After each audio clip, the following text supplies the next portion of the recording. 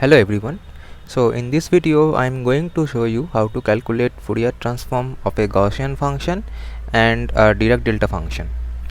So in our case we will choose a normalized Gaussian function represented by f of t equals to 1 over root over 2 pi tau exponential of minus t square by 2 tau square, where tau is the RMS deviation or the variance. Now the Fourier transform of ft is f of ft, which is a function of omega. Now I am using the definition of Fourier transform from the book by Riley-Hobson-Benz, and which is 1 over root over 2 pi integration from minus infinity to plus infinity f of t e to the power minus I omega t dt.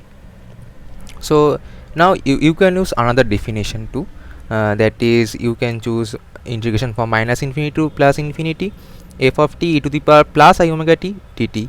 Then you have to define the inverse Fourier transform accordingly. It entirely depends on your sign convention. Okay, so now 1 over root over 2 pi integration from minus infinity to plus infinity, and our ft is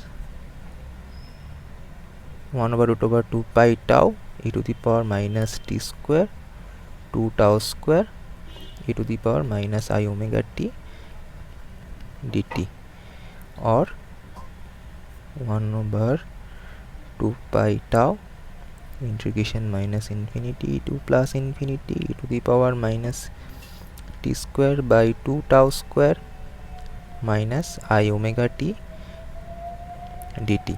Now we have to write this integrand in a whole square form. So for this we have to express the power of the exponential in a whole square form.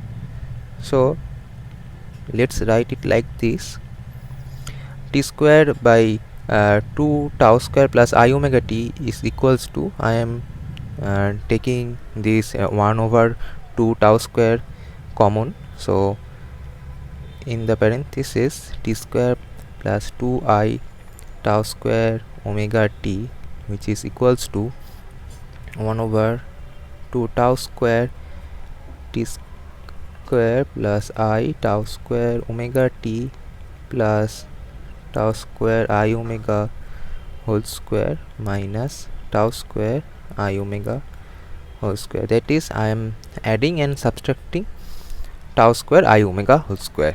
So now one can write it like this: 1 by 2 tau square t plus tau square I omega whole square plus omega square tau square by 2.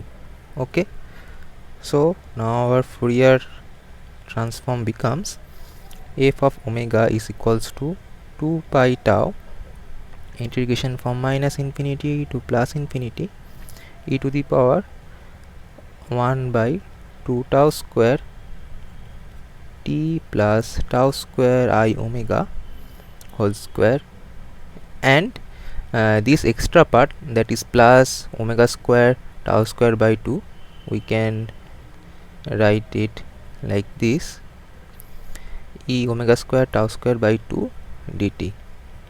So now as you can see, this part is independent of t, so we can take it out from the integration, and it is 2 pi tau e to the power minus omega square tau square by 2, and this is a standard Gaussian integral. So, and as we know, integration from minus infinity to plus infinity e to the power minus b x square dx is equals to root over pi by b.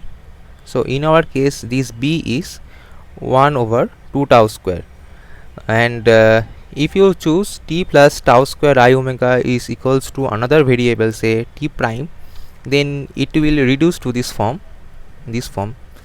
So this constant tau square I omega doesn't affect the integration, that is the Gaussian integral. So we can write it root over pi by b. In our case b is 2 tau square, 1 over 2 tau square. So it becomes 1 over root over 2 pi e to the power minus omega square tau square by 2.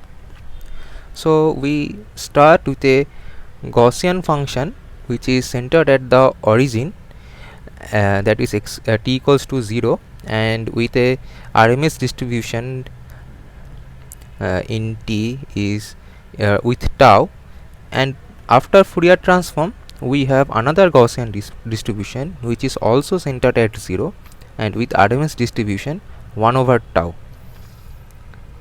So RMS distribution or the variance, RMS distribution in t is tau and RMS distribution in omega is 1 over tau.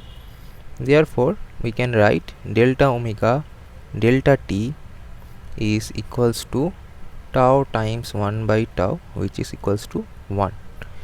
Okay, so in physical terms, the narrower in time it is, the greater the spread of the frequency components it must contain. Okay, now you can model our Dirac delta function using this Gaussian function in the limit tau tends to 0. Okay, so let me show you. So as you can see, for tau equal to 1 it is a Gaussian distribution, and as we decrease the value of tau, the spread becomes narrower and the peak of the Gaussian distribution gets higher. So in the limit tau tends to 0, it becomes a delta distribution. Now again we know that the Fourier transform of a delta function, say ft is equals to delta t is defined at t equals to 0, then the Fourier transform of ft will be,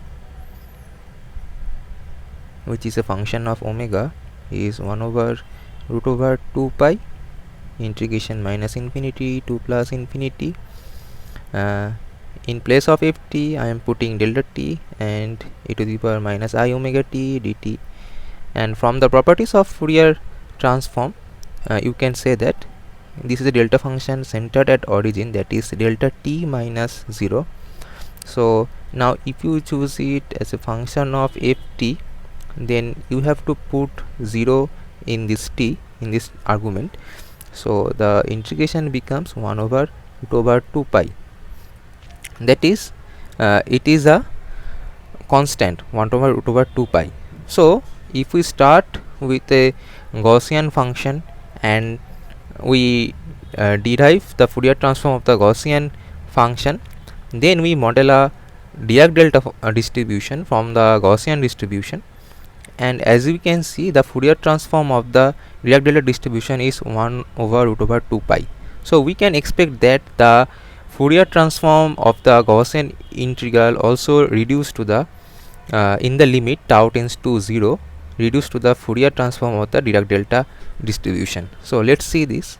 So the blue line indicates the Gaussian function and the green line indicates the Fourier transform of the Gaussian function, okay, or the Gaussian distribution.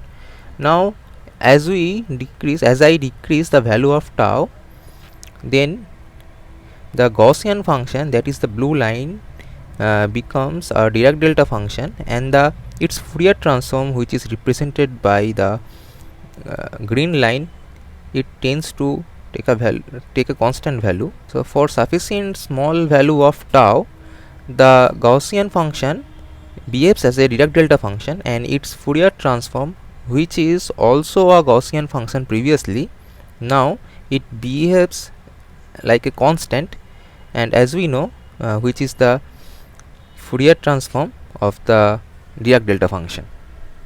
So this is for this video. See you in the next one.